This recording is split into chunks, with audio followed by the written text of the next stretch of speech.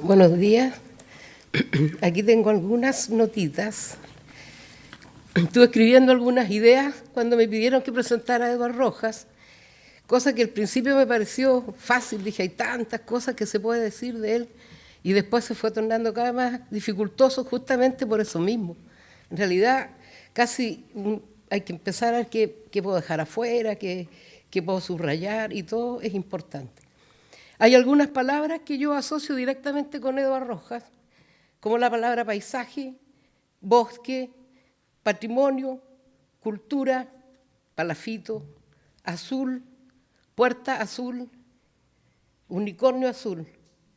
Pero también hay algunos conceptos enlazados que inmediatamente se me vienen a la memoria cuando se habla de él o de su obra. Bordemar, la palabra por sí misma habla de esta mixtura, de esta relación, pero también la palabra collage, los conceptos tradición y vanguardia, tradición y modernidad.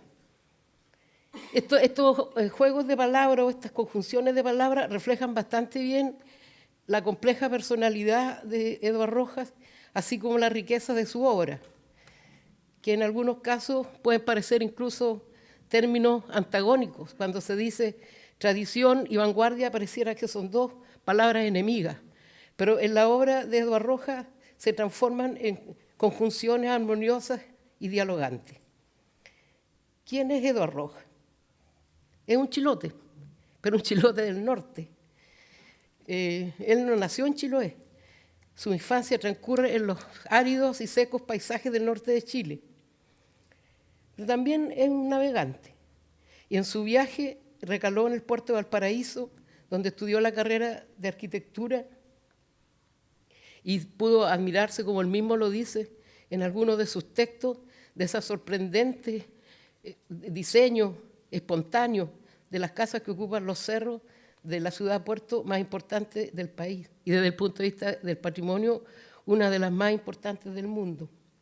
En 1977, creo que esa es la fecha, espero no equivocarme, llega a Chiloé, acompañado de su amigo Renato Vivaldi y de su compañera de viaje, Luz María. Entre otras cosas, funda el taller Puerta Azul, que una de sus actividades principales fue defender los palafitos de Castro. Se encabeza una campaña potente justamente en defensa de los barrios palafíticos, que en ese momento, por alguna decisión de alguna autoridad, se consideraba que era necesario demoler. Afortunadamente resultó bien esa campaña, y ahí están los palafitos, transformados en una de las imágenes patrimoniales más relevantes de Chile y de América. En el transcurso de su trayectoria profesional ha desarrollado una serie de obras, que empezar a nombrarlas todas aquí sería un poco inútil, sobre todo porque más tarde Eduardo mismo va a referirse a ellas, pero a mí las que más me gustan son el Museo de Arte Moderno, el Unicornio Azul, la Feria de Techo de Alcagüe. También ha desarrollado obras importantes en términos de vivienda y en parques nacionales como el Parque Pumalín, en el Parque Tantauco también. Pero más que enumerar obras, en realidad, subrayando un poco el quehacer de Eduardo Rojas, su trabajo se ha ido balanceando en varias direcciones. Por un lado, y quizá una de las cosas más importantes, ha sido su capacidad para reinterpretar la arquitectura y poder de algún modo establecer estos vínculos, que él mismo lo dice en algunos de sus textos, entre la simplicidad volumétrica y la complejidad de las texturas en estas tejuelas, que son siempre un aporte singular en cada uno de los casos. También él ha reciclado construcciones antiguas, mediante la inclusión de programas nuevos y actualizando el lenguaje de la propia arquitectura, pero sin destruir aquello que era su sustrato esencial, patrimonial. Ha trabajado en la restauración de iglesias, en la reparación de barrios. Es como un médico, ha ido curando cosas dañadas o heridas. Bueno, Anders Wasser, el gran arquitecto austríaco, dice eso, que los arquitectos debiéramos ser unos médicos de la ciudad y unos médicos de la arquitectura histórica. Curarlos siempre. La curación es lo más relevante. Y también ha desarrollado una serie de obras nuevas, pero en estas obras nuevas nunca ha dejado de lado lo patrimonial, lo histórico, la memoria. y siempre estará presente la relación o, digamos, el enriquecimiento de lo global a través del rescate y la valoración de lo local. En síntesis, Eduardo Rojas es un arquitecto sensible, inteligente, comprometido, que desde hace bastante tiempo ya merecía haber sido distinguido con el Premio Nacional de Arquitectura. Muchas gracias. Buenos días, amigos, amigas. Realmente es un privilegio estar acá el día de hoy, en un lugar donde siempre, y tal como lo expresó con sus bellas palabras Claudia y Loli, me he sentido muy valorado y muy querido.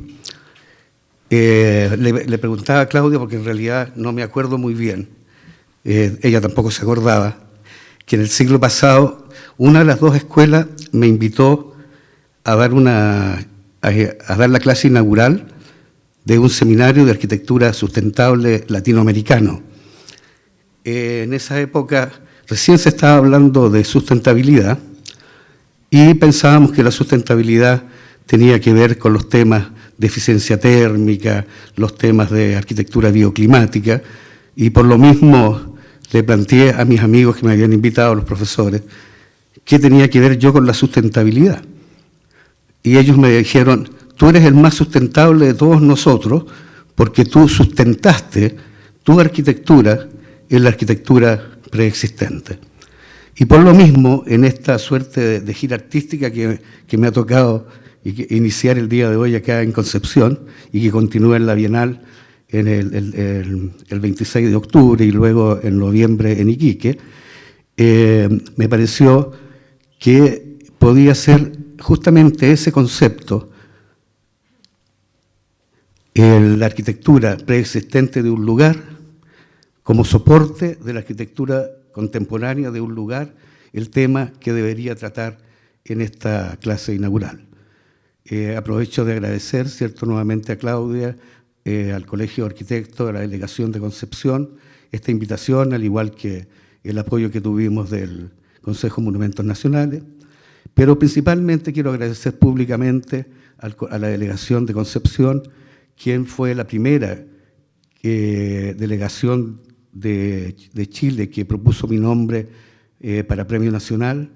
Posteriormente lo propuso nuevamente Concepción y el Colegio de Arquitectos de Chiloé, y por tercera vez fue propuesto por todas las delegaciones de Chile, y por lo tanto para mí eso significó un tremendo honor y un tremendo privilegio sentirme respaldado por todos los arquitectos del país. La arquitectura preexistente de un lugar, soporte de la arquitectura contemporánea del lugar, la cual, como decía Loli, ¿cierto?, como en un collage, como en una amalgama, he buscado durante 40 años unir lo propio con lo ajeno, lo nuevo con lo viejo, lo contemporáneo con lo tradicional, con lo vernáculo. Y donde, junto con la obra, y yo creo que también ha sido gran parte de la valoración que se hizo al otorgarme el premio, es que la obra va acompañada, ¿cierto?, de una labor que es parte de un proceso cultural del cual son parte muchas personas y de los cuales en nuestra obra es casi como un susurro en este proceso que se inició hace miles de años con los chonos, los pueblos originarios. Cuando yo entré a estudiar arquitectura en el año 1970, existían solamente 5 escuelas de arquitectura. Estaban 2 en Santiago, la Chile la Católica de Valparaíso, la sede de la Chile en Valparaíso, donde yo estudié, y me parece que estaba recién creada la Escuela de Arquitectura de la Universidad Técnica, que se transformaría posteriormente en la Escuela de Arquitectura del Biobío. La preocupación en la enseñanza y el aprendizaje de la arquitectura estaba centrada principalmente en el objeto arquitectónico. Y se pensaba en la arquitectura desde el objeto, cómo hacemos una buena composición espacial, formal de este objeto, ¿cierto? Cómo construimos espacios de luz, espacios arquitectónicos.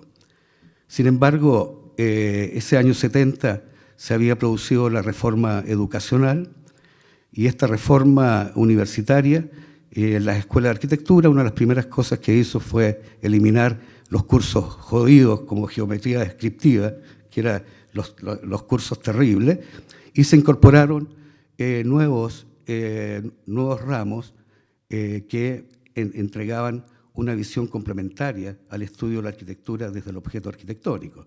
Y por lo tanto se incorporaron cursos de geografía, cursos de sociología, cursos de antropología, etcétera, a los cursos normales de composición, de técnicas, etcétera. Y por lo tanto, el objeto arquitectónico dejó de estar ligado, ¿cierto?, o desligado de su territorio y su cultura. Y hoy me parece que el gran tema, y todas las escuelas de arquitectura, y sobre todo las escuelas de arquitectura de las regiones, ¿cierto?, tienen muy clara conciencia de que no se puede entender el objeto arquitectónico, la obra de arquitectura, sin su territorio, sin su cultura, sin sus habitantes, sin su identidad. Como ha sido históricamente, como ha sido la arquitectura de toda la vida, como los esquimales, ¿cierto?, pueden hacer una arquitectura con agua congelada, una arquitectura que cuando llega el verano desaparece, la vuelven a construir, y es una lección impresionante de arquitectura bioclimática. Vean un corte de un iglú, como a la arquitectura que hacen los africanos con barro, con paja, con caña, la arquitectura de la piedra, la arquitectura hecha con un único material, ¿cierto?, como lo hacen los huros en el lago Titicaca. La totora convertida en un soporte, en un material con el cual se hacen las islas, con el cual se hacen las casas, las embarcaciones, etcétera, como en Chiloé. La madera, el gran material con el cual se construye la arquitectura. Y fue Chiloé el lugar donde tuvimos la posibilidad, ¿cierto?, de probar de que en realidad la arquitectura tenía que ver directamente con su territorio, con su cultura, y tenía que ver con esta posibilidad de integrar elementos opuestos como son la tradición y la modernidad, lo nuevo, lo viejo. Y con Renato Vivaldi, justamente, estaba bien la fecha, Loli, fue en 1977, en el verano de 1977, es decir, hace exactamente 40 años que tuvimos la fortuna de recalar en un lugar magnífico como es el archipiélago de Chiloé,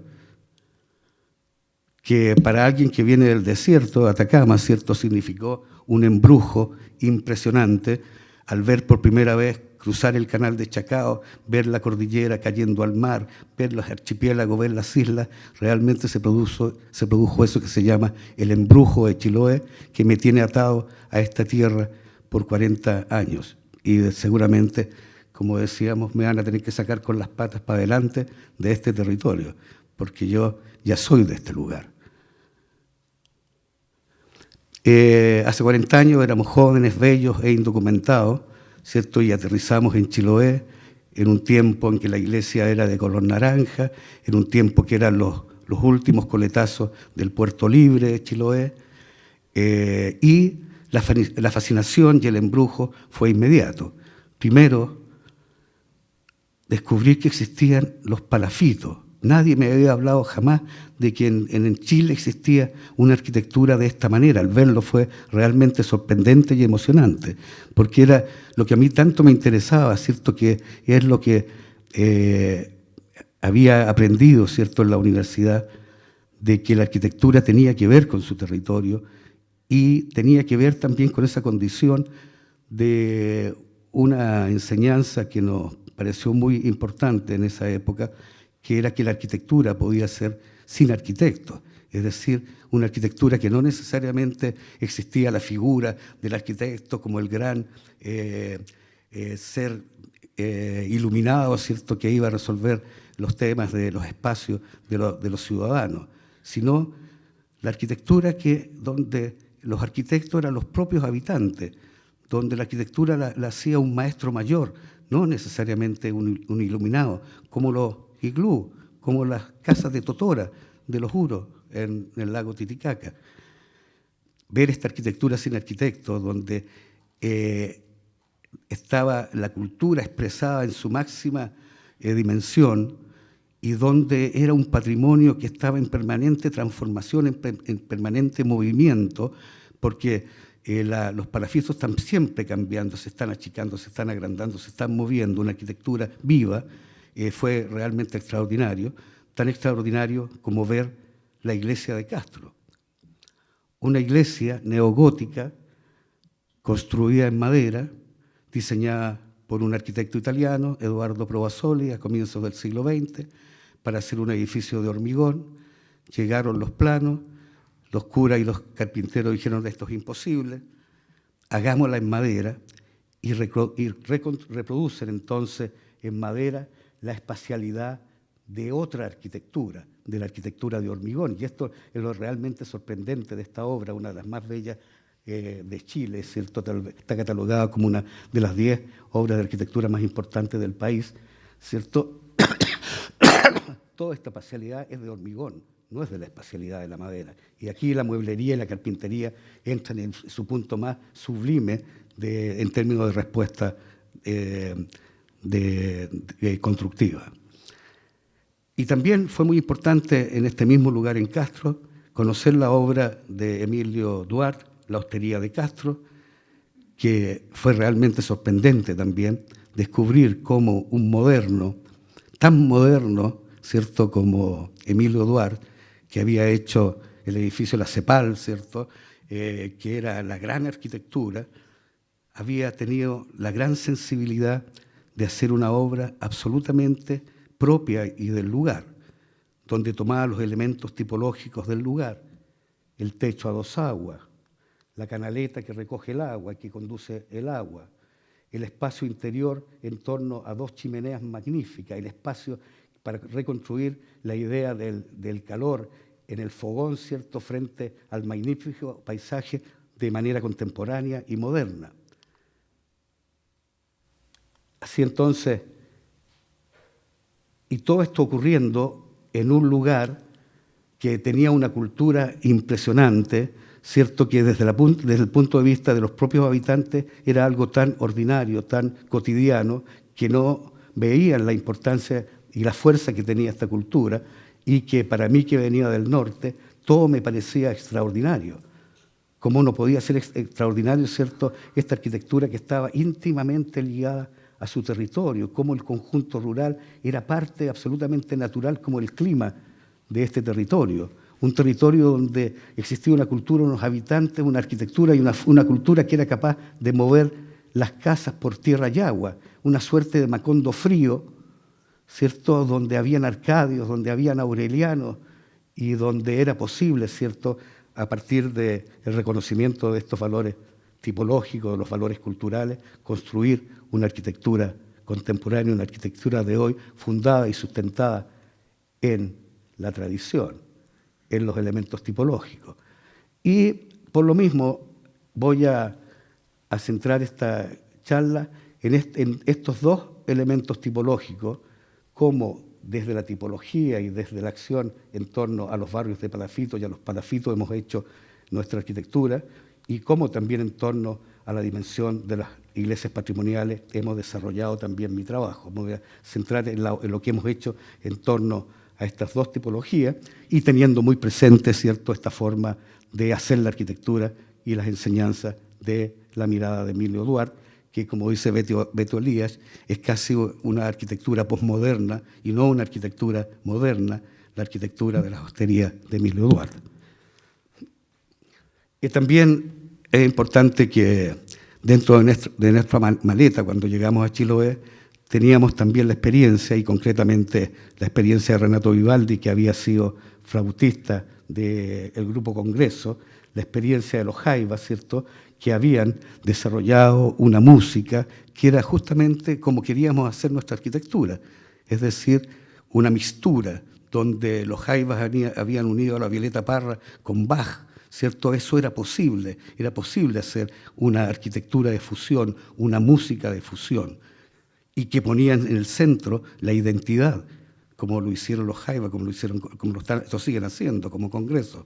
Y también teníamos, ¿cierto?, la enseñanza de Germán Aristizábal, que había sido maestro en la escuela, el gran artista chileno, para el cual era posible también mezclar las cosas más impresionantes. No se ve muy bien acá, pero es posible mezclar una locomotora con un caballo, era posible producir encuentros felices entre distintos elementos.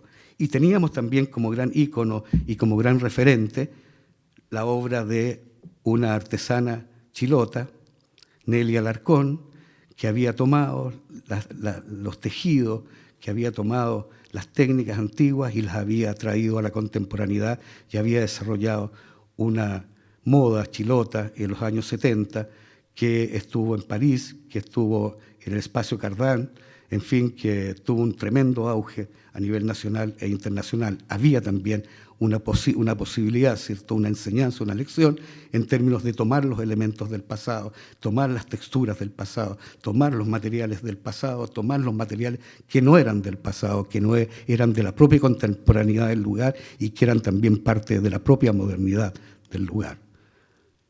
Había que entender este territorio, había que nombrar cosas que no tenían nombre, como el bordemar.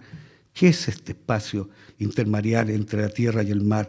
¿Qué es este lugar en que el agua se recoge 700 metros y es el fondo del mar el que queda expuesto y que permite la recolección de algas, de mariscos, que aquí lleguen más de 300 aves a alimentarse de este bordemar? Que cuando sube a la marea, ¿cierto?, es posible ir a la pesca, es posible la navegación. Por lo tanto, la arquitectura era parte de este territorio que tenía esta energía, que tenía esta forma de ser, este ritmo que imponía el lugar.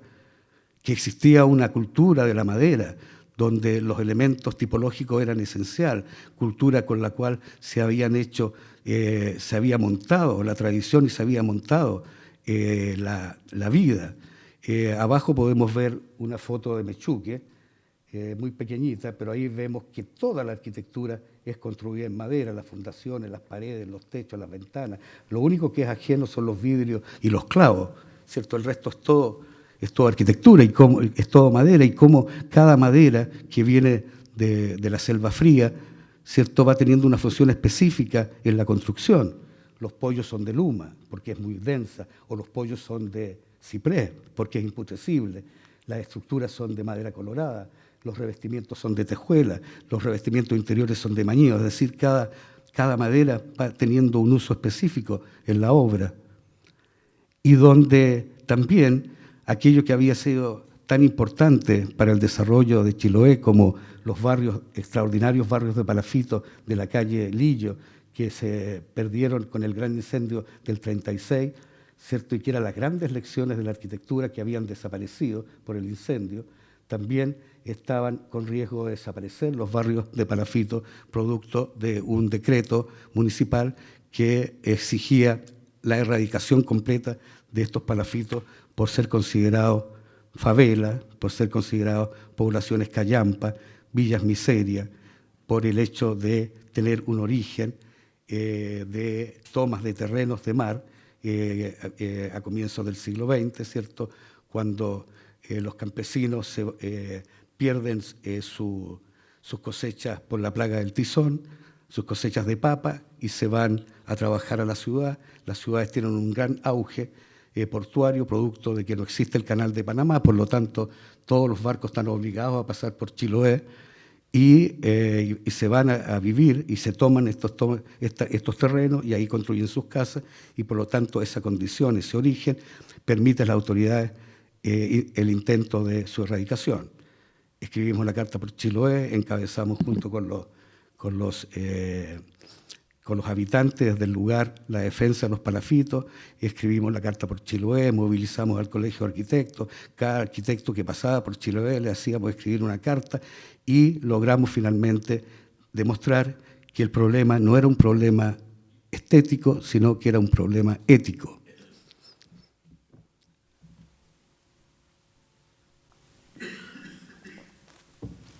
Y que lo que correspondía hacer acá, más que erradicar, era dotar a estos barrios de agua potable, de alcantarillado, de energía eléctrica, repararlos, darle dignidad al habitar estas construcciones, este patrimonio vivo.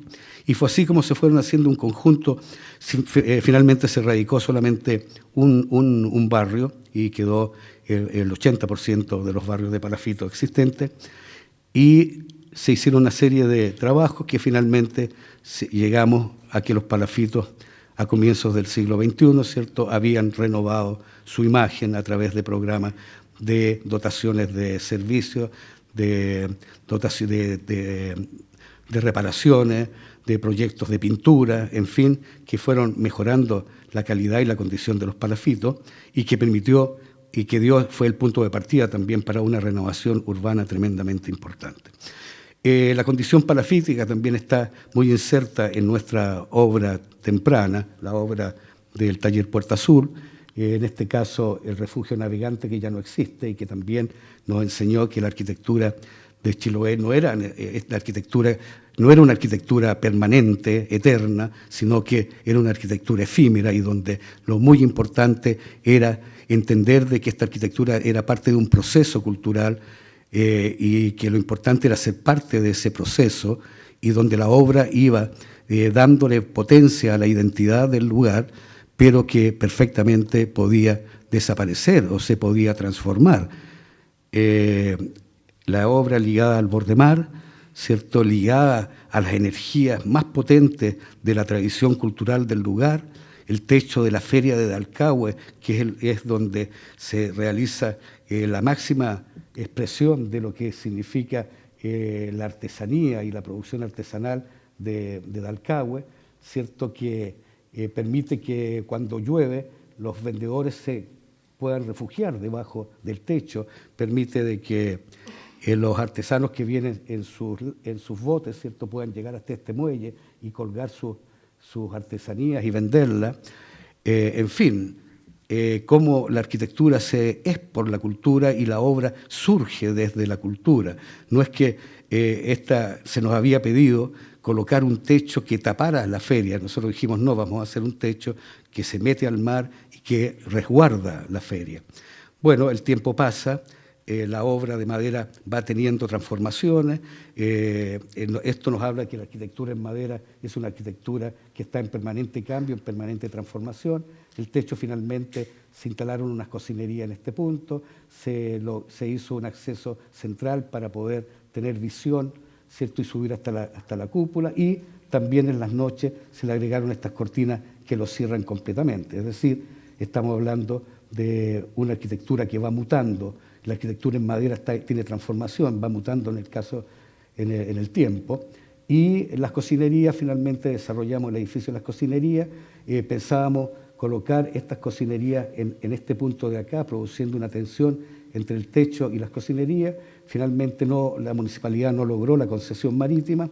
Esto anduvo durante 10 años como una balca, como una verdadera embarcación buscando su lugar, hasta que encalló aquí en este punto. Las cocinerías, que son un gran espacio donde se desarrolla, ¿cierto?, todas las comidas más tradicionales de Chiloé, y donde hay una forma de estar en esta cocinería que es distinta al estar en un restaurante, porque el propio espacio te pone en contacto con la comida típica. Y entendemos entonces que la arquitectura en madera es una arquitectura ecléctica, es una arquitectura que va mutando, es una arquitectura que se transforma, y es una arquitectura que, por estar construida también con un material orgánico como la madera, también es una arquitectura que es finita, es una arquitectura que puede desaparecer, ya sea por el paso del tiempo, por los xilófagos, por las patologías propias de la humedad, de la lluvia, del viento, o por el fuego, que puede hacer desaparecer en un instante, ¿cierto?, una obra patrimonial. Y como sucede habitualmente, por lo menos 10 de las obras que nosotros hemos desarrollado a lo largo de estos años se perdieron por incendio. Esta es una de nuestras últimas obras, que es la restauración del palafito más antiguo de Chiloé. Este palafito en los años 60 se le tomó esta foto. En los años 80 había perdido toda su cubierta, se le puso un techo a 2 aguas porque esta cubierta, que era de tejuela, estaba llena de gotera, y por lo tanto era más fácil hacerle un techo a 2 aguas, y fue lo que se hizo, y este año volvimos a darle al palafito, ¿cierto?, su magnificencia, ¿cierto?, con esta suerte de corona que le da esta dimensión de identidad tan potente y que retoma las energías del pasado. Decía que a comienzos del siglo XXI, entonces comienza una gran renovación urbana, cambia el paradigma, los palafitos ya no son solo para la foto, sino también es posible habitarlos, tener la experiencia de habitar un palafito, y comienza entonces un proceso de renovación que parte con este hostal, que es un primer hostal para mochileros, ¿cierto?, que se hace sobre la base de un lucernario, que es parte de un aporte que hicimos a la arquitectura de Chiloé y que ahora ya es un elemento tradicional de la arquitectura chilota, y que comienza entonces una serie de obras que van cambiando y donde la arquitectura palafítica comienza a ser el soporte de la arquitectura destinada al turismo cultural.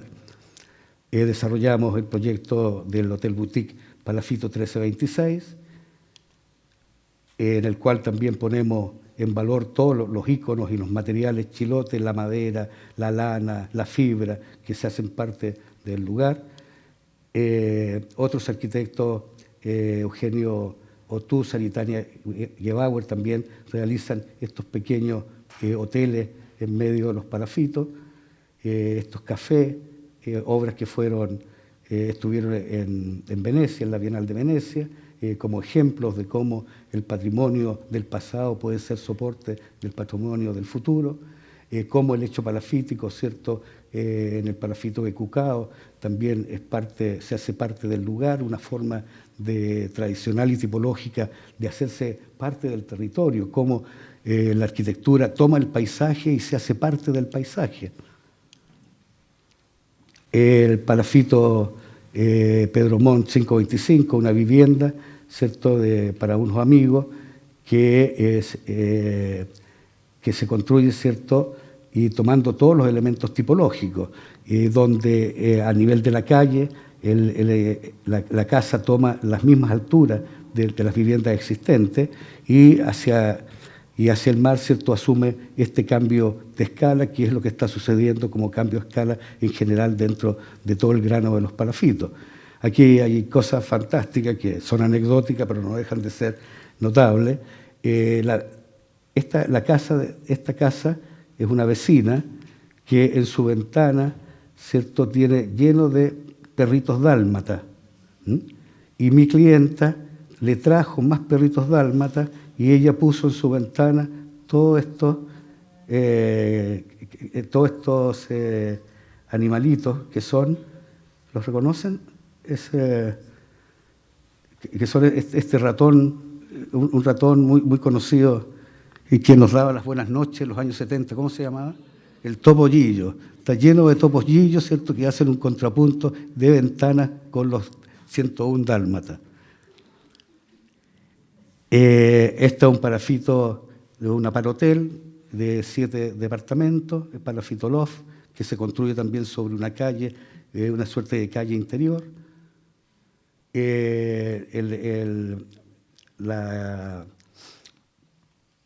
Nos encarga, ¿cierto?, el Ministerio de la Vivienda y Urbanismo, nos encarga la guía de recomendaciones para la reparación y puesta en valor de los palafitos de Castro. Los palafitos son sometidos a un aporte, una bonificación, no a las personas, sino a los palafitos, que permiten cambiar la cara también nuevamente los palafitos para producir, ¿cierto?, este contrapunto entre la obra nueva hasta que se está produciendo, que se está generando, ¿cierto?, y la valoración de las propias construcciones por parte de los habitantes, que también muchos de ellos han reconvertido sus casas también en pequeños hospedajes, en pensiones, en pequeñas cafés. La otra línea de trabajo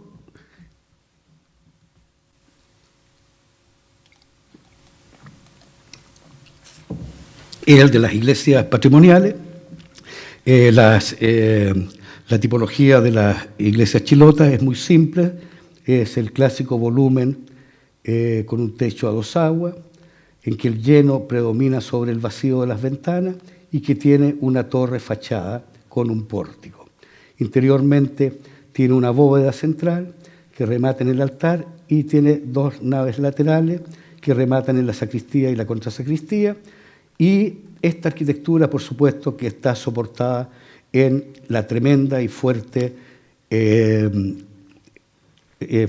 religiosidad popular del pueblo chilote, que surge y nace desde los tiempos de los jesuitas, que hacen la evangelización en la isla y que van recorriendo, ¿cierto?, a través de la misión circular, van recorriendo las islas y van fundando centros de misión que dan origen, ¿cierto?, a el elemento clásico del urbanismo chilote, que son una gran explanada al lado de un embarcadero donde se construye la iglesia y donde la población que vive dispersa se viene a vivir en torno a ello.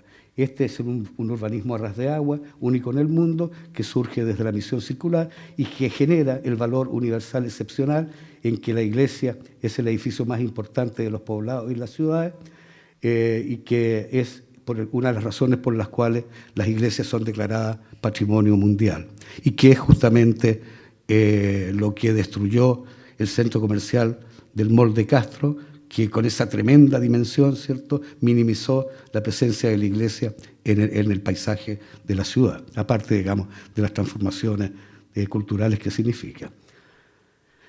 Las primeras contactos que tuvimos con las iglesias tuvieron que ver con el encargo, uno de los primeros encargos del Ministerio de Obras Públicas de restauración de la iglesia de Dalcahue, que en esa época era monumento nacional. Nos dimos cuenta que esto no era una restauración, nosotros no éramos restauradores, como para hacer un trabajo de restauración con el taller Puerta Azul, así que realizamos este trabajo sobre la idea de una reparación de un monumento nacional. Lo que había que hacer aquí, más que ponerse a restaurar, era reparar e impedir que estas obras se siguieran cayendo, y donde la presencia de los carpinteros chilotes, los maestros mayores, fueron fundamentales porque sabían mucho más que nosotros el cómo reparar una iglesia. También logramos convencer a la gente de Ichuac con un profesor que nos acompañó, un profesor de estructura de la escuela, que nos acompañó en una visita a hablar con el fiscal y con los habitantes de que esta iglesia era perfectamente posible de ser restaurada. También había sucedido algo, que las iglesias eran consideradas obras que ya estaban pasadas de moda, que eran había que echarlas abajo porque estaban viejas, llenas de goteras, toda la cosa. Habían llegado unos sacerdotes españoles que habían promovido estas iglesias tipo A, que según ellos eran mucho más calientitas, eran más fáciles, más acogedoras, incluso rompían el elemento clásico de la torre fachada y el pórtico. En este caso, en Putemún, la torre está allá arriba del cerro, en este caso la torre está al lado, en este caso ponen un pórtico peinado al medio, en fin, van generando toda una arquitectura desde esta modernidad que tiene disgregados los elementos que son propios de la arquitectura tradicional. La iglesia de Curaco de Vélez se había incendiado y habían construido una iglesia tipo A, y nos encargaron que desarrolláramos un trabajo de darle más dignidad a esta iglesia, y propusimos entonces reintegrar los elementos típicos, ponerle una torre en la parte delantera, ¿cierto?, y agregarle el pórtico, y de esa manera entonces logramos unir los elementos de la arquitectura que se habían dispersado. Y desarrollamos dos iglesias en base a una planta cuadrada, que fue la iglesia de San Sebastián y la iglesia de San Pedro, que volvían nuevamente a unir estos elementos que se habían disgregado. Por aquella época también estaban recién nominándose las iglesias Monumento Nacional. Estaba la iglesia de Quilquico, era una magnífica iglesia, empezó en su proceso de deterioro, la comunidad se achicó, no habían tantos recursos para mantenerla, fue nombrada de Monumento Nacional, la comunidad dijo, ahora que es Monumento Nacional van a llegar los recursos para arreglarla. Nunca llegaron los recursos porque la nominación, esto era solamente nominal, no era con recursos incorporados, y por lo tanto terminaron abandonándola, la dejaron caer, que es algo típico que sucede con las construcciones de madera, se dejan caer, las construcciones se quiebran al centro, en un proceso de entropía vuelve la madera a convertirse en suelo, a convertirse en polvo, y construyeron, tomando como base las iglesias que habíamos hecho, construyeron su propia iglesia y diseñada por ellos, ¿cierto? Y abandonaron la iglesia antigua que terminó en el suelo al igual que esta. Se destruyó un monumento nacional. ¿Qué hacemos? El Colegio de Arquitectos, el Obispado y el Taller Chiloé de la Universidad de Chile entonces crea la Fundación Amigos de las Iglesias de Chiloé para desarrollar el trabajo de restauración de las iglesias. Y los arquitectos de Chiloé, cada uno apadrina una iglesia. A mí me tocó trabajar en 3 iglesias, en la iglesia de Teupa, que es muy característica porque al lado está este cementerio que está hecho con estas pequeñas casitas. Nos tocó también trabajar en la iglesia de Castro. En la iglesia de Castro habíamos tenido una experiencia muy interesante, porque aquí, en este lugar, existía un gran retablo que era muy similar a los altares y retablos laterales, que está aquí en la parte central.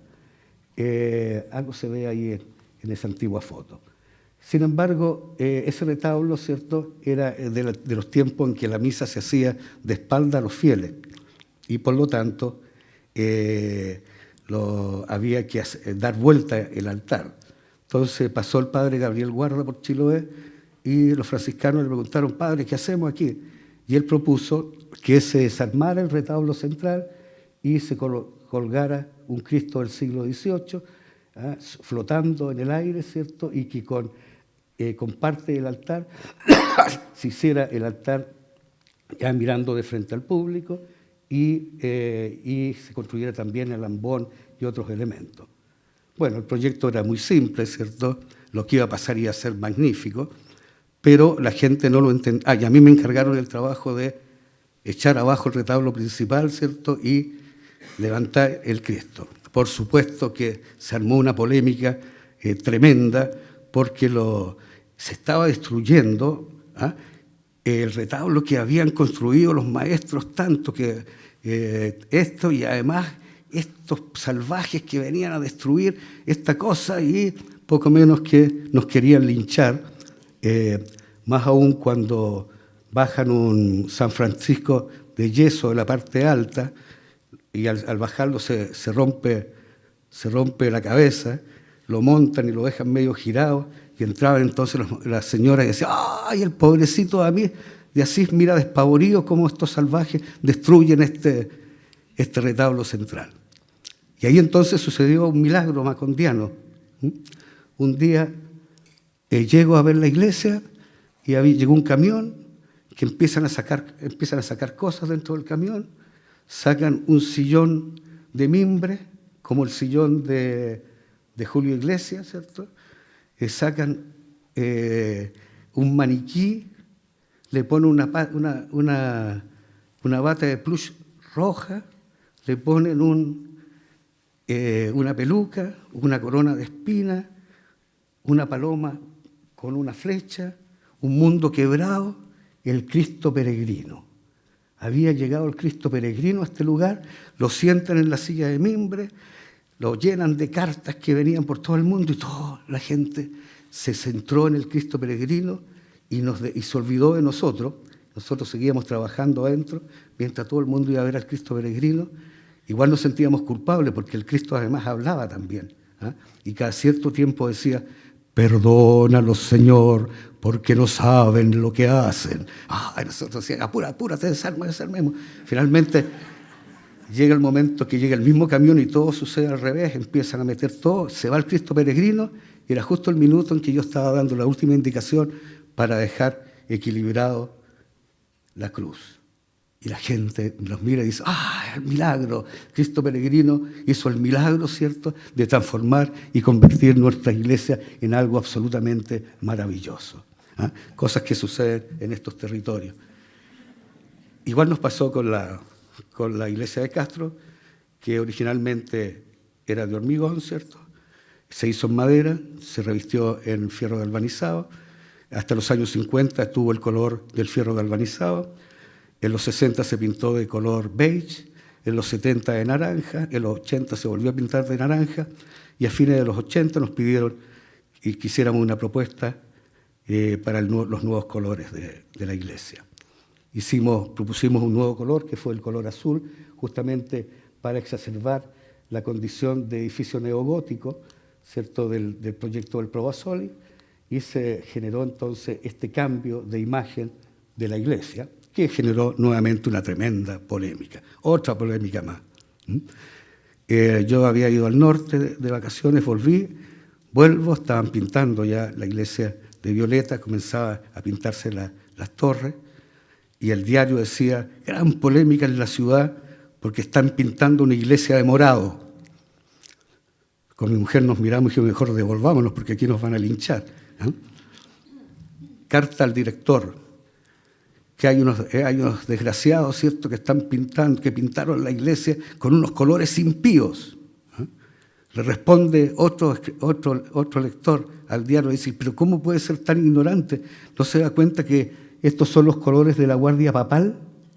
Ah, estamos mucho mejor. De los colores de la Guardia Papal. No, dice otro, están equivocados los dos, no son colores ni impíos ni colores de la Guardia Papal. Estos son los colores que alguna vez el Provasoli pensó pintar la iglesia. Bueno, cuando la sangre estaba por llegar al río, el cura en su homilía dice, bueno, ¿por qué tanto escándalo por los colores de la iglesia?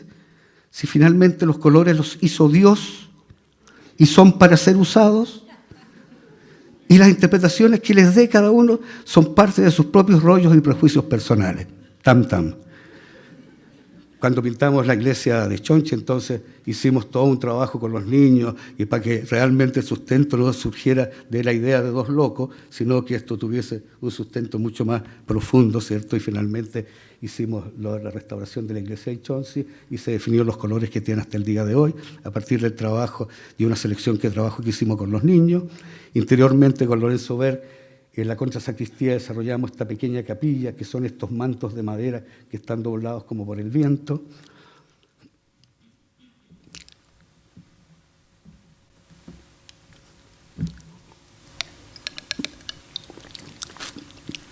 Y nos embarcamos en uno de los trabajos más alucinantes, que fue aplomar las torres de Castro y matar todos los xilófagos del interior de la iglesia de Castro, y para lo cual, ¿cierto?, conformamos un comité, el comité Aplomar las Torres, la Gran Minga de Castro, que juntó los $100.000 que se necesitaban para hacer el trabajo como contraparte de lo que ponía la Comunidad Económica Europea.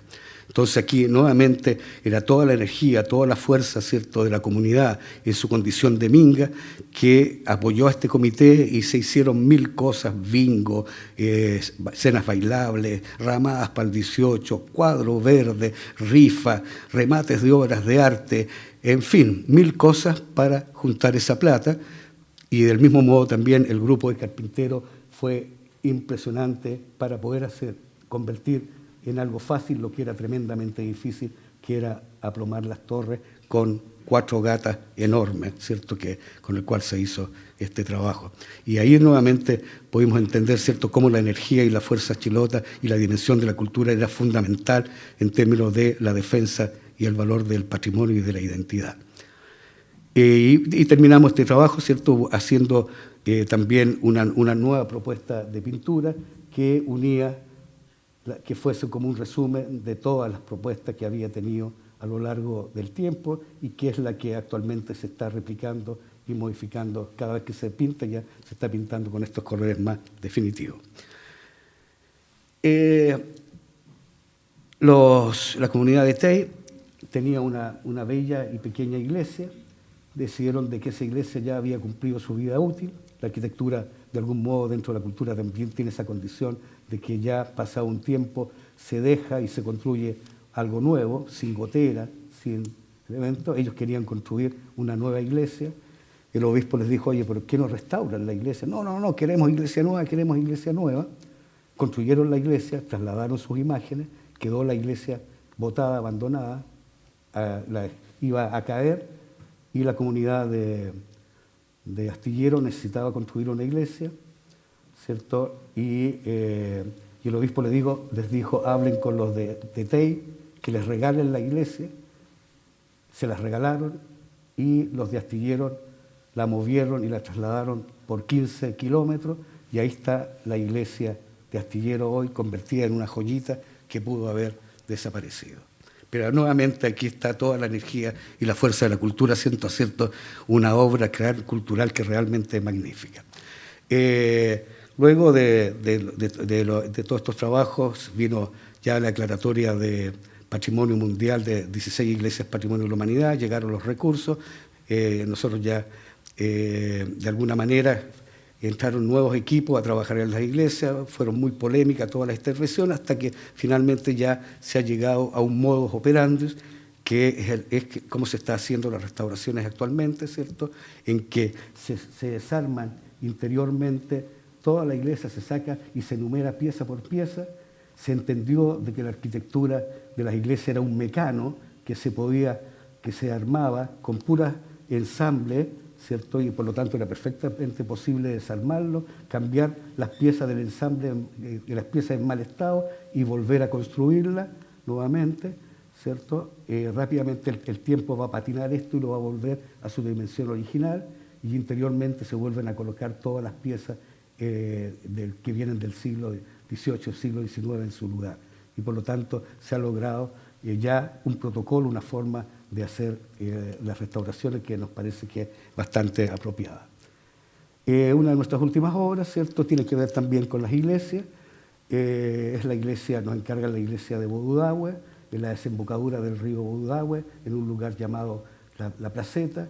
De algún modo, la idea es que la construcción de esta iglesia que se hace en un lugar donde no hay poblados, sino toda la población vive dispersa en medio de las montañas inundadas de la cordillera, y del mismo modo, de la misma manera que se hacía la misión circular.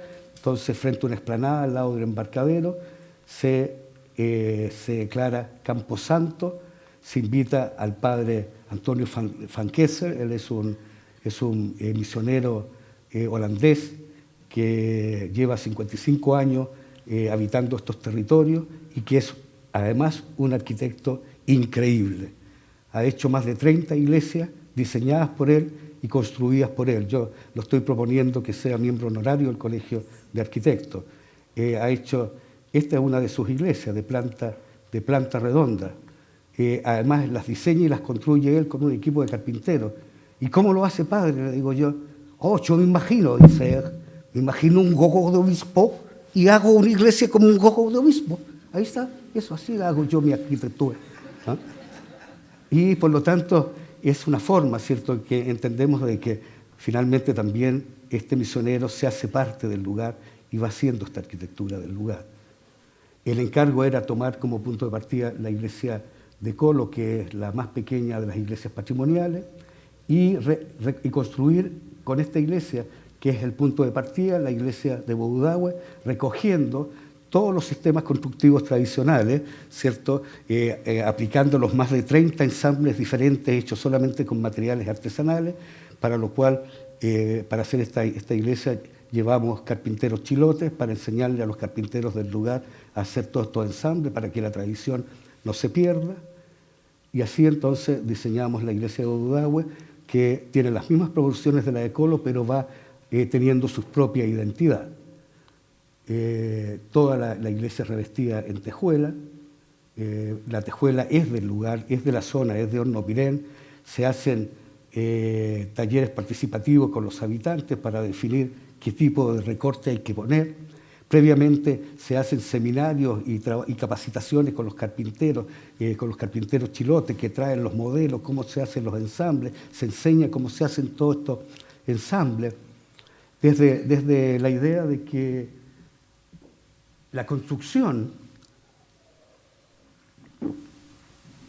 de la iglesia es una escuela de carpinteros y la iglesia, la obra, es un manual de conocimiento.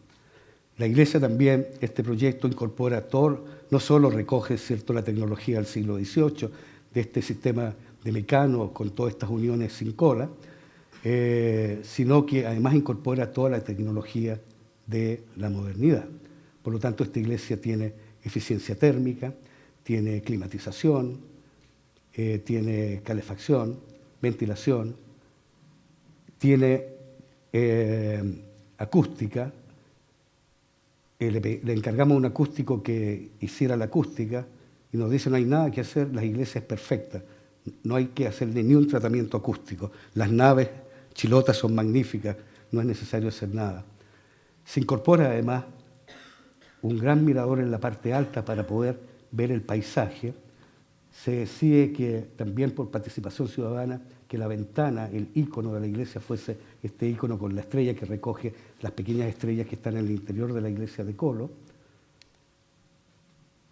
Se mejora todo lo que es el sistema de escalera. Con una escalera se llega hasta este punto. Se deja vaciada completamente el interior de la torre para que por ahí vaya una escalera magnífica, helicoidal, ¿cierto?, construida en el lugar con maderas laminadas, que permite llegar a este punto y salir y poder disfrutar el paisaje. La campana se mandó a hacer a Inglaterra, a la misma fábrica que hizo las campanas del Big Ben, y que estas son las últimas campanas que crean porque la fábrica cierra. Se hizo el levantamiento crítico de la iglesia de Colo, de modo de tener todas las uniones, y se hicimos los manuales con los cuales los carpinteros iban siguiendo toda esta forma de armar.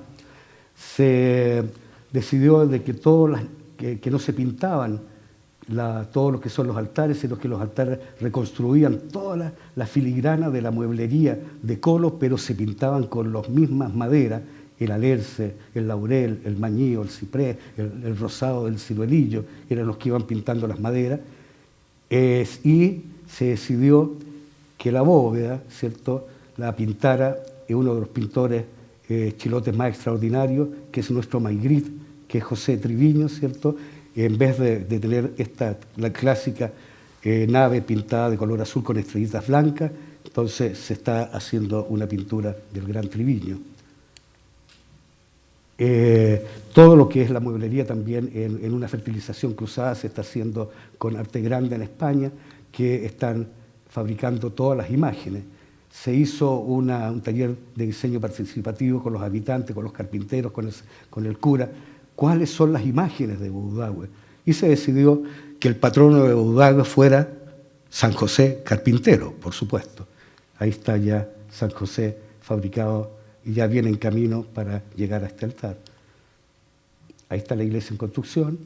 Se decidió también que la iglesia no tuviera la cubierta de tejuela, sino que tuviese una cubierta de cobre, para que realmente pueda durar y permanecer en el tiempo, porque esta va a ser una joya de la arquitectura y del arte, enclavado además en plena cordillera. Pero, paradojas de la vida, se fue a comprar el cobre y en Chile es imposible comprar planchas de cobre. Hubo que comprarlas en China. Cobre comprado en China. Y por lo tanto tuvimos que ponerle unas planchas normales mientras llegue el cobre y poder rematar la obra. Ahí están los retablos, los aportes de los carpinteros que van creando todo esto, el pintor pintando la bóveda, ¿cierto? Ahí está la bóveda con toda su magnífica carpintería. Y nuestro último proyecto es una capilla palafito que se está construyendo en el barrio de Palafito, que une, ¿cierto?, estos dos íconos, el ícono de los palafitos y el ícono de las iglesias, que produce esa cosa maravillosa. Los adultos mayores les queda lejos la iglesia de Castro para ir a misa. Desde hace 40 años se juntan con los sacerdotes y hacen las misas en sus casas, en algún almacén, en la calle, cuando hay buen tiempo. Hace 40 años que tienen su imagen patrona, que es la Virgen de Lourdes, que cuidan. Y consiguieron finalmente un terreno que tiene 3 metros de frente, y ahí entonces, con el cura que es arquitecto, Fray Julio, diseñamos entonces el proyecto que recoge el pórtico, recoge la idea de las naves, se incorpora la terraza, ¿cierto?, y se incorporan todos los elementos iconográficos propios de la arquitectura tradicional, para generar esta obra única y que surge de las energías, de la cultura, del territorio, de los habitantes. Esto es arquitectura del lugar. Muchas gracias.